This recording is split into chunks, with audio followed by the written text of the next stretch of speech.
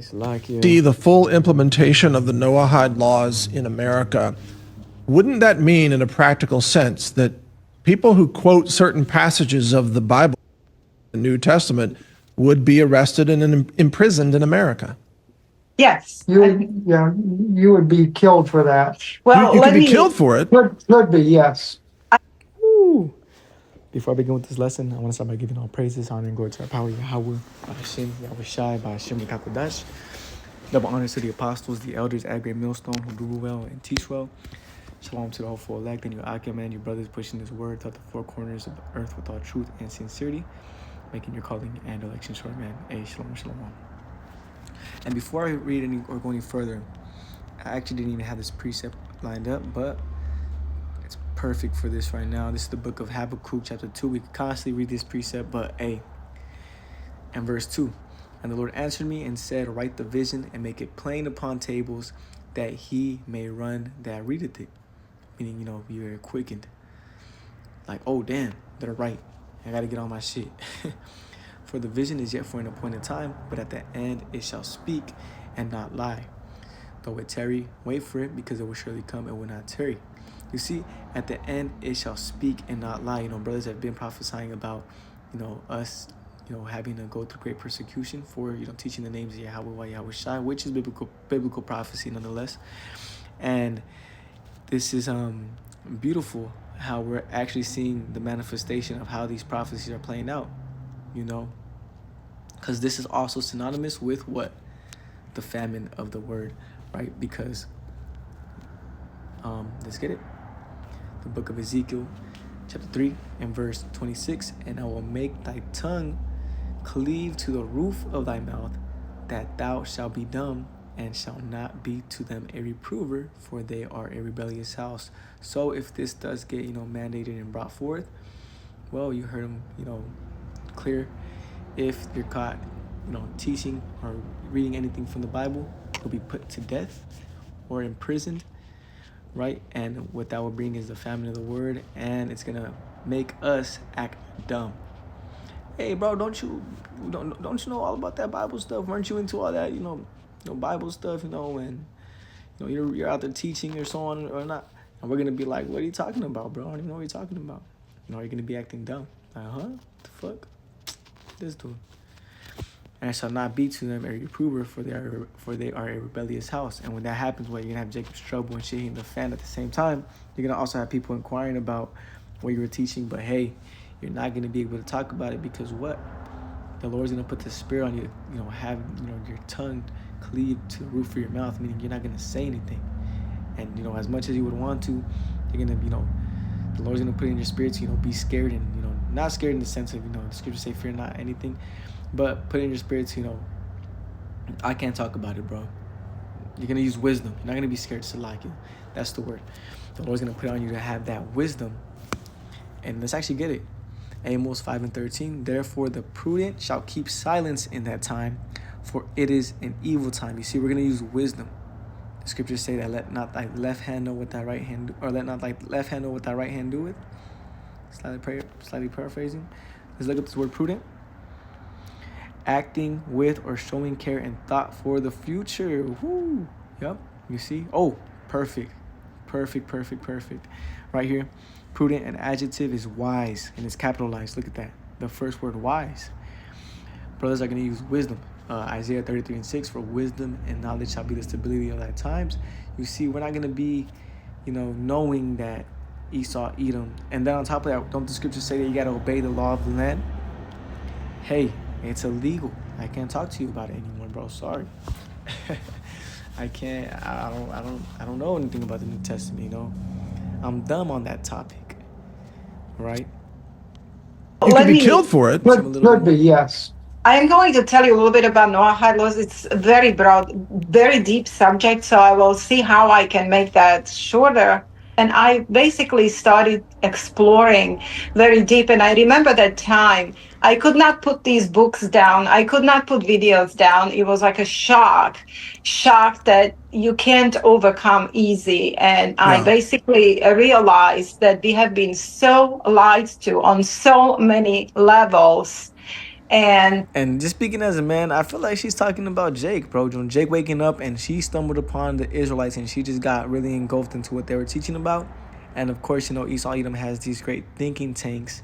And they came up with this shit. They came up with these Noahide laws, and they want to go ahead and go forward with, pushing, these extreme measures, which we know that Esau Edom is going to have to do this.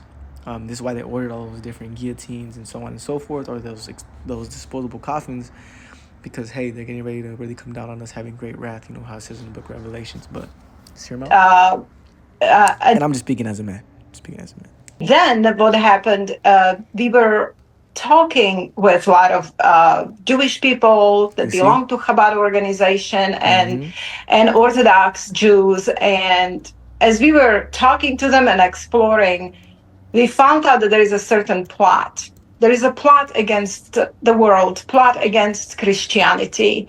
And it's almost like they know this and they're keeping it secret. They're calling Christians useful idiots. They are not truly and genuinely like Christians that they form bridges with.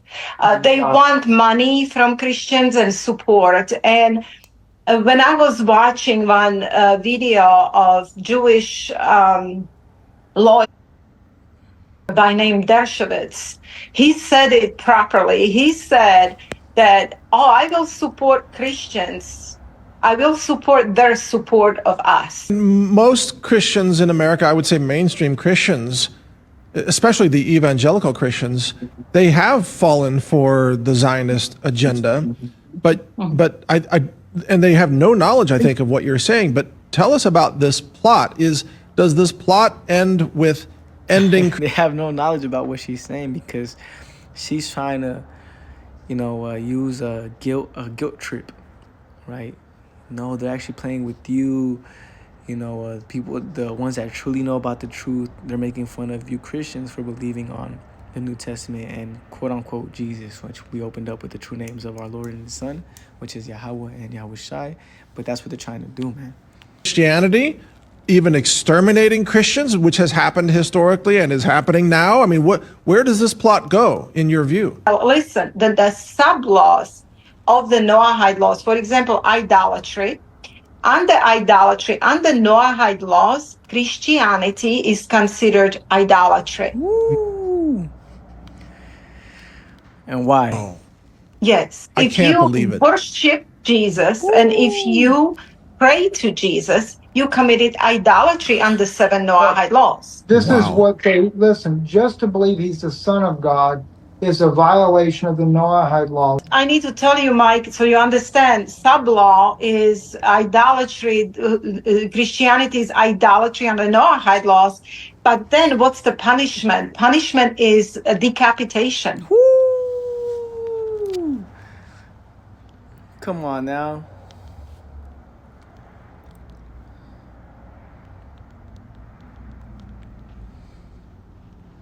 Revelation chapter 20 and verse 4.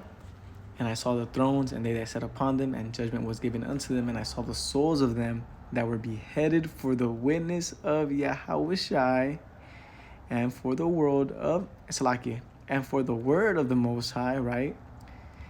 And which had not worshipped the beast, neither his image, neither had received his mark upon their foreheads or in their hands, and they lived and reigned with the Mashiach 1,000 years. Wow. Can Habakkuk 2 and 2 speak any more louder, bro? Can the vision be made any more plain, bro? Amos 8:11, behold, the days come, saith the Lord power, that I will send a famine in the land, not a famine of bread, nor of thirst for water, but of hearing the words of the Lord. Right, verse 12, and they shall wander from sea to sea, and from the north even to the east they shall run to and fro, to seek the word of the Lord, and shall not find it.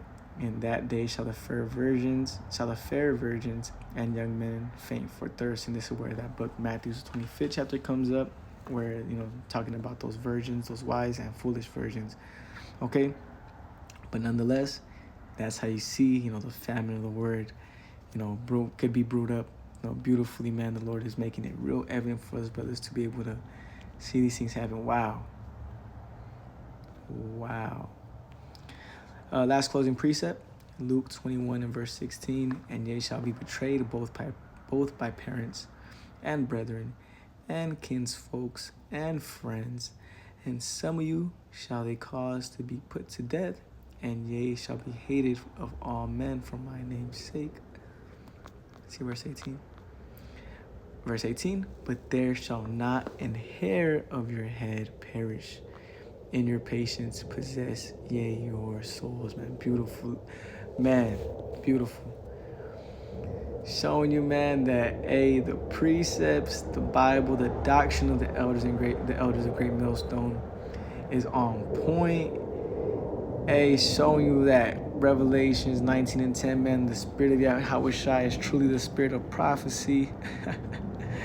Ezekiel 33 and verse 33, then shall it be known, or let me get this precept real quick. Beautiful lesson, beautiful lessons, like a beautiful video, man. This video right here, news video, showing you their true intentions. And another thing too, what was Trump saying about Israel when he was getting ready to go into office? He said, if you're against Israel, you're against the U.S. You're not an American. So that think tank that she was talking about, how they all came together and thought about what they could do to stop that, right? The learning and the indulging of believing in Yahweh, or in their case they put Jesus. Their think tank, their whole plot was, okay, let's bring back the Noahide laws. Ezekiel 33 and verse 33, and when this cometh to pass, lo, it will come, then shall they know that a prophet has been among them. Bro, you can think about us brothers, man. This lesson, you're gonna, damn, bro, I remember, Zion, he made that lesson going into this happening, bro. They're gonna kill Bible believers and so on and so forth, bro. Where's he at? Is he good? Is he where's the brothers, where the brothers that were teaching out there in the highways and the byways, they were saying this was gonna come to pass? Where are they at? Where are they at? They good? We're good. We're gonna be good, man. I don't want to which is why we do what we do. Isaiah the 65th chapter, right? His servants, they're gonna drink. His servants, they're gonna rejoice. His servants, they're gonna eat. His servants are gonna be protected. But the rest of y'all, man, you guys gotta worry about yourselves.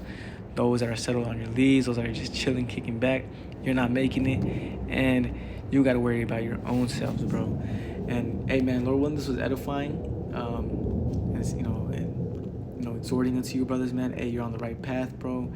Clearly, this should be a faith booster as well.